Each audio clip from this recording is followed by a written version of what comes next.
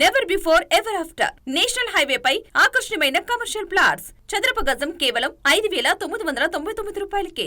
Ganesh real estates. మరిన్ని వివరాల కోసం సంప్రదించండి 9667777775.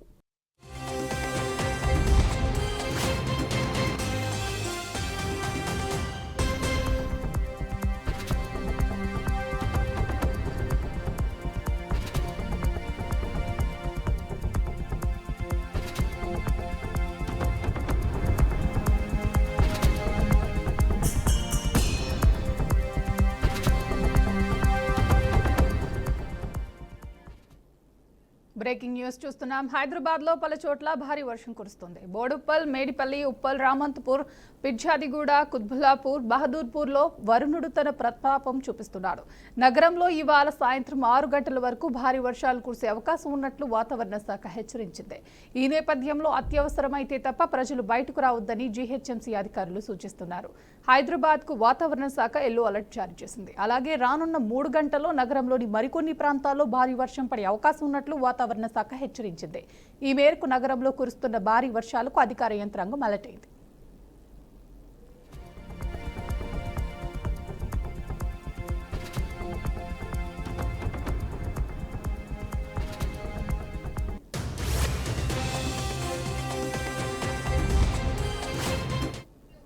ఈ నేపథ్యంలో లోతట్టు ప్రాంతాల ప్రజలు అప్రమత్తంగా ఉండాలని సూచిస్తున్నారు. అవసరమైతే తప్ప ఎవరూ ప్రయాణాలు చేయకూడదని అధికారులు చెబుతున్నారు. కాగా అన్ని శాఖల అధికారులు ఎప్పటికప్పుడు పరిస్థితిని సమీక్షించాలని ప్రభుత్వం ఆదేశించింది. ఈశాన్య బంగాళాఖాతంలో కొనసాగుతున్న ద్రోణి ప్రభావంతో తెలంగాణలో పలు చోట్ల వర్షాలు కురుస్తున్నాయి. ఈ మేరకు రాష్ట్రంలోని 8 జిల్లాలకు ఆరెంజ్, 23 జిల్లాలకు వాతావరణ శాఖ ఎల్లో అలర్ట్ ప్రకటించింది. మహబూబాద్, మంచిర్యాల, నల్గొండ, నిర్మల్, రంగారెడ్డి, సూర్యాపేట, వికారాబాద్, వరంగల్ జిల్లాలకు భారీ వర్ష సూచన ఉన్నట్లు తెలిపింది. ఈ నేపథ్యంలో ప్రజలు జాగ్రత్తగా ఉండాలని ప్రభుత్వం సూచిస్తోంది.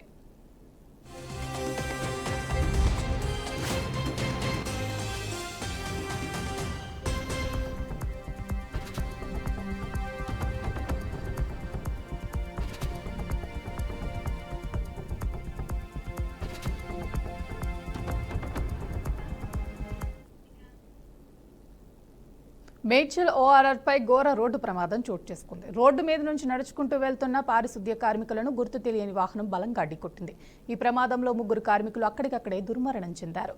సమాచారం అందుకున్న పోలీసులు ఘటనా స్థలానికి చేరుకుని మృతులు ఒడిశాకు చెందిన నారాయణ, జగ్మోహన్, జయరామ్గా గుర్తించారు. అనంతరం మృతదేహాలకు స్థానిక ఆసుపత్రికి తరలించి ప్రమాదంపై కేసు నమోదు చేసుకుని దర్యాప్తు చేపట్టారు.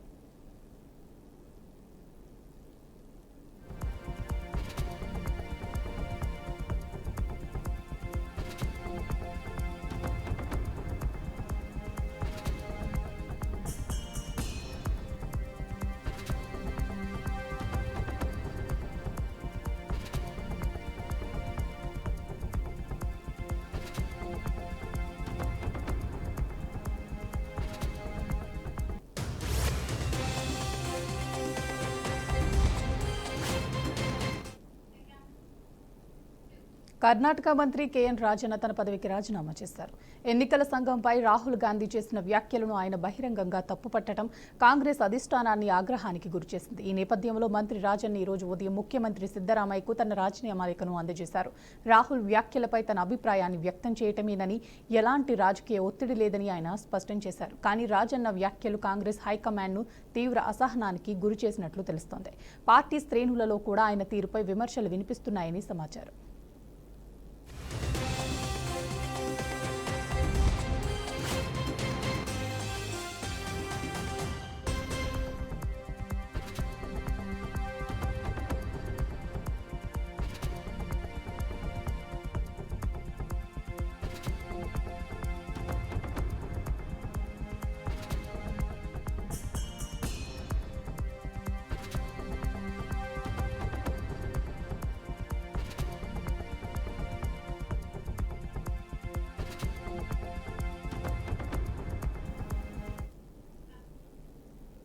మద్యం కుంభకోణం కేసులో సిట్ దూకుడు ప్రదర్శిస్తోంది. విజయవాడ ఏసీబీ కోర్టులో రెండో ఛార్జ్షీట్ దాఖలు చేయనుంది. సిట్ 200 పేజీలతో రెండో ఛార్జ్షీట్ను రెడీ చేశారు. రెండవ ఛార్జ్షీట్లో ముగ్గురి పాత్రపై కీలక ఆధారాలను పొందుపరిచినట్లు అధికారులు పేర్కొన్నారు.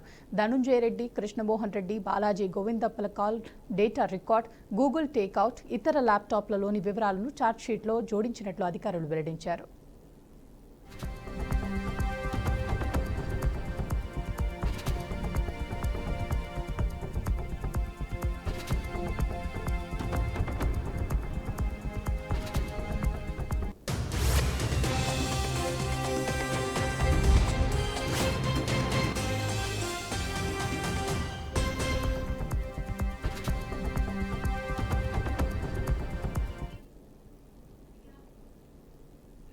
జగిత్యాల జిల్లా కలెక్టరేట్లో ఓ అమానుష ఘటన కలకలం రేపింది. ప్రజావాణి కార్యక్రమంలో ఓ దివ్యాంగుడిపై సిబ్బంది పోలీసులు అత్యుత్సాహం ప్రదర్శించారు. మల్లాపూర్ మండలం మత్యంపేటకు చెందిన దివ్యాంగుడు రాజగంగారాం తన ఇంటికి సంబంధించిన సమస్య పరిష్కారం కోసం కలెక్టరేట్లో ప్రజావాణి కార్యక్రమానికి వచ్చాడు. ఈ నేపథ్యంలో సిబ్బంది ఒక పోలీస్ కానిస్టేబుల్ అతని ఈడ్చుకెళ్లారు. ఈ దృశ్యం జరుగుతుండగా కలెక్టర్ సత్యప్రసాద్ చూసి చూడనట్లుగా వెళ్లిపోయారు. రాజగంగారాం కొన్నేళ్లుగా ఇంటి సమస్య పరిష్కారం కోసం పోరాడుతున్నాడు.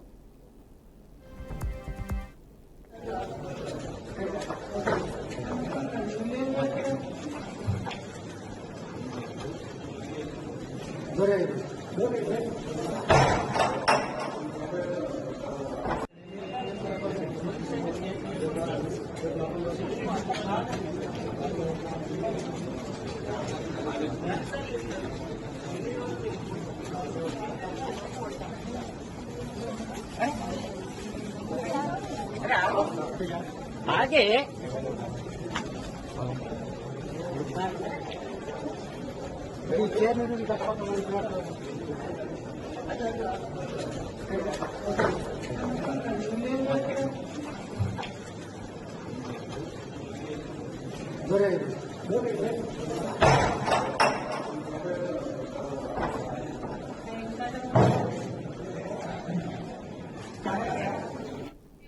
ఈ ఘటనపై జాగృతి అధ్యక్షురాలు బీఆర్ఎస్ ఎమ్మెల్సీ కల్వకుంట్ల కవిత స్పందించారు. ఈ మేరకు జగిత్యాల జిల్లా కలెక్టర్పై ఆమె తీవ్రంగా స్పందించారు. ప్రజాపాలన అంటే ఇదేనా అంటూ ప్రశ్నించారు. ప్రజావాణిలో గోడు చెప్పుకునేందుకు వచ్చిన దివ్యాంగుడిని కలెక్టర్ ఎదుటే వీల్చైర్ నుంచి కింద పడేసి లాక్కెళ్లటం అత్యంత దుర్మార్గమని పేర్కొన్నారు. ఈ ఘటనకు కారణమైన కానిస్టేబుల్పై కఠిన చర్యలు తీసుకోవాలని, తన కళ్ల ముందే ఇంతటి దారుణం జరిగి కూడా స్పందించని జగిత్యాల కలెక్టర్పై చర్యలు తీసుకోవాలని ఎమ్మెల్సీ కల్వకుంట్ల కవిత డిమాండ్ చేశారు.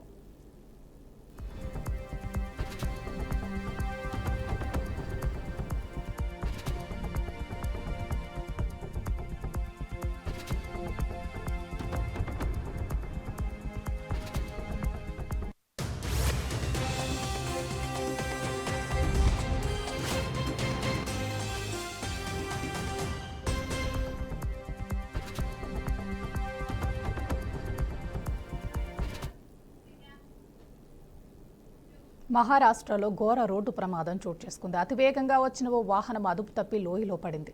ఈ ఘటనలో వాహనంలో ప్రయాణిస్తున్న 7 మంది అక్కడికక్కడే మృతి చెందగా మరికొందరికి తీవ్ర గాయాలయ్యాయి. పాపల్వాడిలోని కుందేశ్వర్ ఆలయానికి వెళ్తుండగా ఈ ప్రమాదం జరిగిందని స్థానికులు తెలిపారు. సమాచారం అందుకున్న పోలీసులు హుటాహుట్టిన అక్కడకు చేరుకుని క్షతగాత్రులను సమీపంలోని ఆసుపత్రికి తరలించారు. అనంతరం ప్రమాదంపై కేసు నమోదు చేసి దర్యాప్తు చేపట్టారు.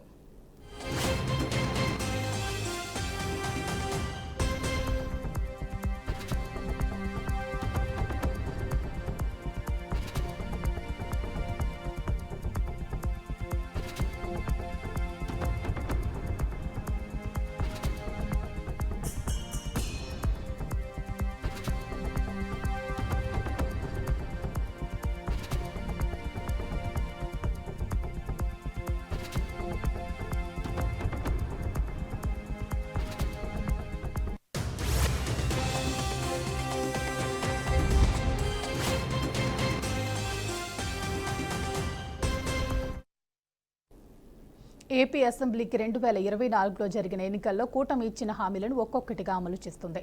ఇందులో భాగంగా ఈ నెల 15 నుంచి మహిళలకు ఆర్టీసీ బస్సులు ఉచిత ప్రయాణ పథకాన్ని ప్రారంభించనున్నారు. ఈ పథకానికి సంబంధించిన అధికారిక జీవోను రాష్ట్ర ప్రభుత్వం విడుదల చేసింది. అందులో ఈ నెల 15 నుంచి టీ.ఆర్.అండ్.పి శాఖ ఆధ్వర్యంలో రాష్ట్ర రోడ్డు రవాణా సంస్థ స్త్రీ శక్తి పథకం అమలు కానుంది. Ordinary Palle Velugu, ultra Palle Velugu, express, metro ఎక్స్ప్రెస్లో మహిళలకు ఉచిత ప్రయాణం అందుబాటులోకి వస్తుంది. ఈ క్రమంలో ఆర్టీసీ బస్సుల్లో ఉండే మహిళా కండక్టర్ల యూనిఫామ్కు కెమెరాలు అటాచ్ చేయాలని, అలాగే అన్ని బస్ స్టేషన్లో సదుపాయాలు మెరుగుపరచాలని ప్రభుత్వం ఆదేశాలు జారీ చేసింది. ఈ ఉచిత బస్సు ప్రయాణం పథకానికి అర్హులైన మహిళా ప్రయాణికులకు జీరో ఫేర్ టిక్కెట్లు ఇవ్వాలని, ఆ ఖర్చును ఆర్టీసీకి రాష్ట్ర ప్రభుత్వం రీయింబర్స్ చేయనున్నట్లు ప్రకటించింది.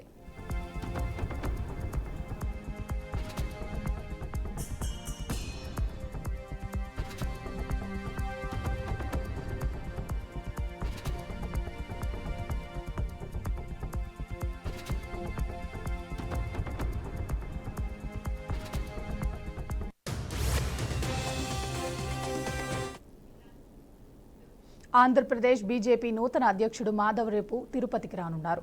ఆయన పర్యటన వివరాలను బీజేపీ జిల్లా అధ్యక్షుడు సామంచి శ్రీనివాస్, రాష్ట్ర కార్యదర్శి కోల ఆనంద్ మీడియాకు తెలిపారు. మాధవ్ రేపు ఉదయం 7 గంటలకు జగ్జీవన్ రామ్ పార్క్ వద్ద వాకర్స్తో ముచ్చటించనున్నారు. అనంతరం ఉదయం 9 గంటలకు శంకరంబాడి సుందరాచార్య విగ్రహానికి నివాళి అర్పిస్తారు. ఉదయం 9:30 గంటలకు లీలామహల్ సర్కిల్ వద్ద ప్రారంభమై పాత మున్సిపల్ కార్యాలయం మీదుగా కచ్చపి ఆడిటోరియం వరకు పాదయాత్ర నిర్వహించనున్నారు. ఆడిటోరియంలో పార్టీ సమావేశం జరుగుతుంది. సాయంత్రం 5 గంటలకు నగర ప్రముఖులతో భేటీ అనంతరం మాధవ్ రాత్రికి తిరుమల పయనమవుతారు. నివాసుగా జరిగేది అనుకోవచ్చు. అయితే ఆంధ్రప్రదేశ్లో ప్రస్తుతం ఉన్నటువంటి పరిస్థితుల్లో ఒక ప్రత్యేకమైనటువంటి దృష్టితోటి మాధవ్ గారి యొక్క ఎంపిక జరిగిందనే విషయాన్ని మీ ముందు చెప్పే ప్రయత్నం చేస్తున్నాం. మరి మాధవ్ గారు బాధ్యతలు చేపట్టిన తర్వాత ఆంధ్రప్రదేశ్లో జిల్లాల వారీగా పర్యటనను దేవుని గడప కడప జిల్లా నుంచి వారు పర్యటన ప్రారంభించడం జరిగింది. ఆ రకంగా రాయలసీమలో ఉన్నటువంటి జిల్లాలన్నీ కూడా పూర్తి చేసుకుని మొదటి విడత వెంటనే ప్రధానమంత్రి నరేంద్ర మోడీ గారి యొక్క అపాయింట్మెంటు రావడము, వారిని కలిసి ఆంధ్రప్రదేశ్లో రానున్నటువంటి కాలంలో ప్రస్తుతం ఉన్నటువంటి పరిస్థితుల్లో భారతీయ జనతా పార్టీని విస్తరించడం, ప్రజలను పార్టీ వైపు ఆకర్షితులు చేయడానికి అవసరమైనటువంటి దిశానిర్దేశం వారి నుంచి మాధవ్ గారికి లభించింది. రెండవ విడతగా నిన్న అన్నమయ్య జిల్లా, ఈరోజు చిత్తూరు జిల్లా, రేపు ఉదయం తిరుపతి జిల్లాకి సారథ్యం పేరుతోటి మాధవ్ గారు తిరుపతి జిల్లాలో అధికారికంగా పర్యటించబోతున్నారు. మరి ఆ పర్యటన యొక్క వివరాలను మీ ముందుంచేటువంటి ప్రయత్నంలో భాగంగా ఈ పత్రికా విలేకరుల యొక్క సమావేశాన్ని ఏర్పాటు చేయడం జరిగింది. రాష్ట్ర అధ్యక్షుని మార్పు రివాజుగా జరిగేది అనుకోవచ్చు. అయితే ఆంధ్రప్రదేశ్లో ప్రస్తుతం ఉన్నటువంటి పరిస్థితుల్లో ఒక ప్రత్యేకమైనటువంటి దృష్టితోటి మాధవ్ గారి యొక్క ఎంపిక జరిగింది.